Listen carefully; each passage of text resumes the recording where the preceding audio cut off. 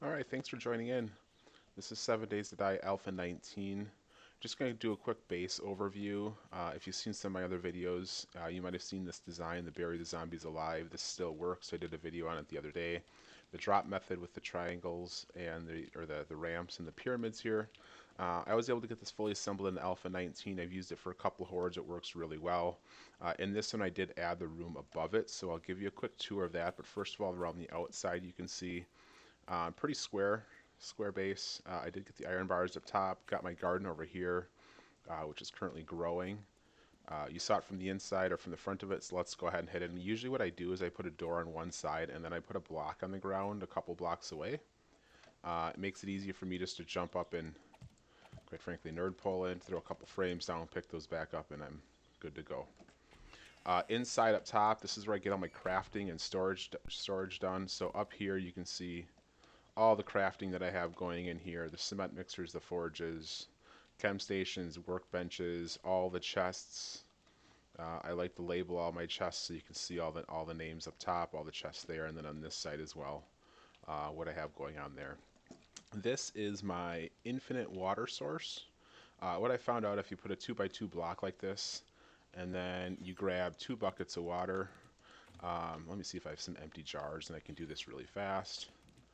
Let's split this off. Actually, one stack will be fine. But whenever you take water into a 2x2 like that, you can actually fill, I think, at least 2 if not 3 times out of it. So I'm going to fill my glasses, and this could be a stack of 125. It would do the same.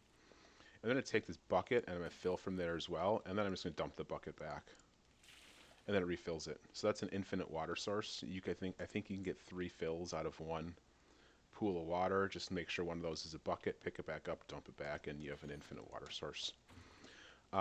Otherwise, this is the inside of the base. I mean, this is a fully functioning horde base. It has everything you need in it, all your stations. There's obviously room to grow. Here's what it looks like from the inside, kind of looking outside. And then at top here, I usually do a couple iron bars so you can look straight down the bottom. Sometimes when you get all your stations cooking, you're going to get screamers, and those screamers will just walk right in and drop in that hole. And sometimes you'll see them wandering out the bottom down there. The other thing I like to do is I put a ladder up top. I got a couple battery banks in there right now. That's to handle the vultures, because now they attack your base. And then I have my turret up there. I plan on adding more turrets down the road. But up top here, I added the iron bars for better visibility. This is actually the first time I've done that on this base. But it's just a nice rooftop view to get a look at everything that's coming. But that's the base. If you have any questions, I did a video a while back in 18.4 on how to build this. It's the exact same design. Hopefully I don't break my leg. Oh, I broke my leg. That's awesome. Or sprained it. But that's fine. Here you can see I did make the front, 5 blocks wide on each side. Basically, I make it a complete square to align with everything else.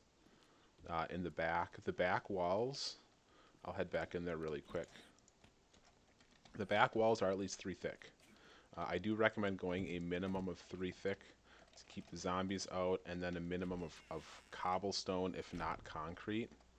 But what I was going to do is come in here, and you have two blocks of opening, and from here there's 3 more blocks thick straight out to the outside all the way around, so it's a pretty reinforced wall out there. I only did steel on the inside, so that way the zombies try to come through this path versus seeing any path through the walls.